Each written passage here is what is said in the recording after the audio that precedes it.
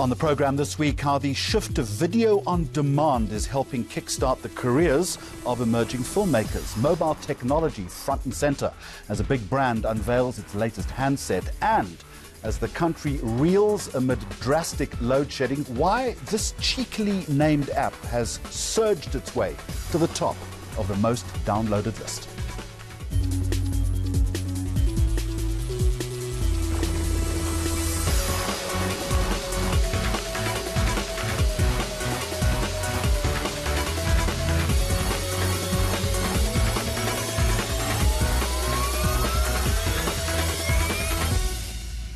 Well, a very warm welcome to you, and I'm always in awe of people who make films, the creative side of this wonderful industry.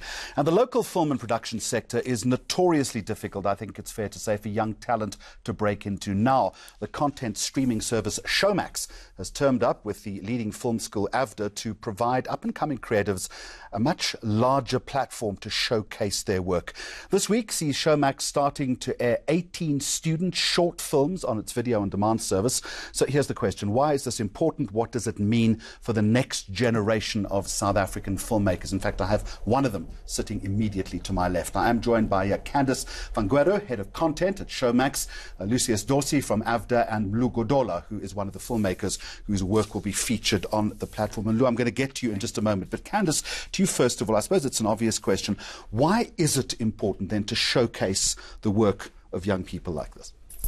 So I think at the heart of it all, we want to, as Showmax, we want to align with the best in the industry. And with AFDA being, the incubator of local content and local creators, that's where we want to align. We want to give customers what they want to watch when they want to watch it.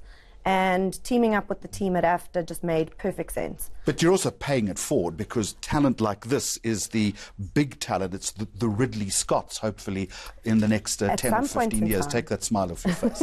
You're not there yet. Absolutely. I think, so everyone's got to start somewhere, and, the youngsters haven't necessarily been given a break. And I think it's our responsibility at Showmax. We have a platform and a responsibility to these youngsters to showcase the talent that they have.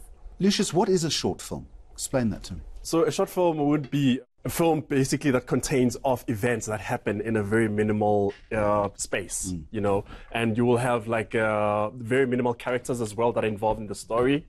And you find that directors, they tend to be influenced by big directors that have done like small films, like Martin Scorsese. Before he did his feature film, he did his small film first, and that made him to realize the potential of venturing to a film. Are they more difficult to make, I wonder? They are difficult, I would say, because it's a craft on its own that one has to go and learn the tools and structure, how to make a thorough, impactful story. So I noticed you wandered off from Lou when we mentioned Martin Scorsese and Ridley Scott. I'm going to call you Ridley for the duration of this interview. How did you get into this? I started in high school. There was an initiative that allowed young high schoolers to write and direct films. Why, though? What attracted you to the craft of filmmaking? Apart from the lights and the glitz and the glamour, it was the opportunity to tell stories that I believed in and I felt like I wanted to watch as well. So that was the impetus to say, let me try and actually see what this writing thing is. How difficult is it? It is, they say it's harder than air traffic control. It's tough. Because it's not as responsible as air traffic control. I mean, you can be as well, because cinema has an influence in the zeitgeist as well. The difficulty in it is trying to say something that impacts people. Also, when working as a short film, it's hard to get the resources to make because it requires so much. And like an artist who paints, you need a camera that costs so much money. You need a group of people. You need at least one actor. So how do you go about doing that? You borrow bed and plead, and you ask for money from funders, and you try to ask friends to come together and try to make these films. It's hard. Sometimes you get favors. Sometimes you get funding from people like Showmax or other financiers. But yeah. Candice, what sort of talent, apart from Ridley here, have you spotted? So I think, with the AFDA collection, there's 18 films, which range from drama to documentary to animation and fantasy. What type of genre works best in a short film, do you think? I mean, what have you just mentioned? Drama, animation, fantasy, comedy? I don't know. Yes, very much so. So I think, we have a huge appetite for drama and comedy on our platform, with local reality kicking in, here and there, depending on the type of show. We had a phenomenal success with Tully's Wedding Diary, which was, a mockumentary, and that did phenomenal results. It really, really did. And then in the drama space, we have The Girl from San Agnes, which has literally broken records on the platform for us, outperforming shows like Game of Thrones on its first day on the platform.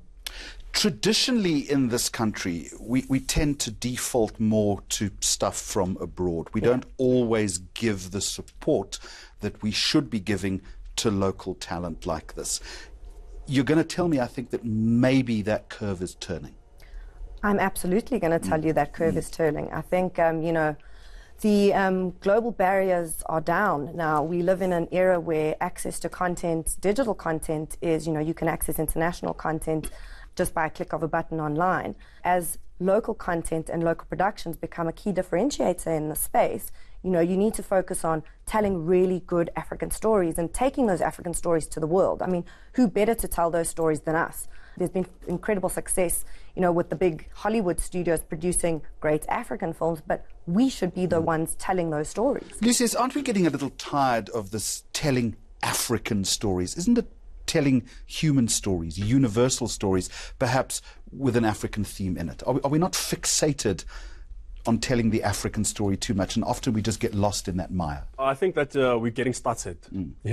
I believe that ever since when I was growing up, in honesty and fairness, I've been somehow following all the Hollywood material that will come out, and I've been looking up to them and be like, this is what one should be creating. And that somehow made me not to realize the importance of our own stories. I only realized at the later stage that there are good filmmakers that came out of Africa. You get the likes of Godfather of African cinema, Osmane Sembeni, and guys that made some impact as well as best foreign films like Abderrahmane Sissako coming from Mali and Mauritius as well. So we've had good filmmakers. It's just that we didn't get to know them. And even our institutions, they did not preach that much about these guys because they've been populated by all these Hollywood blockbusters. Oh, fair point. I stand corrected then, but it's also sad then, leading on from your conversation or your argument, that often it's up to international filmmakers to come in and tell our story.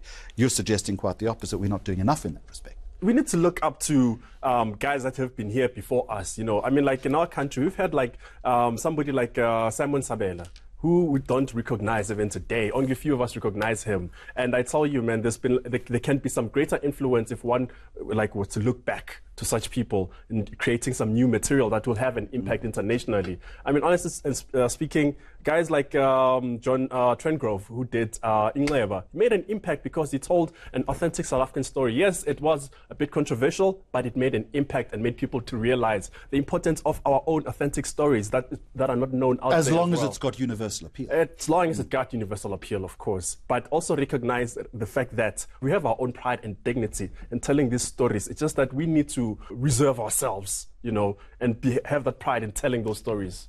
Can I also just jump in there with regards to African stories? Is Tully's Wedding Diary. That was a Joburg girl moving down to Cape Town, a typical Kugel, documenting her wedding.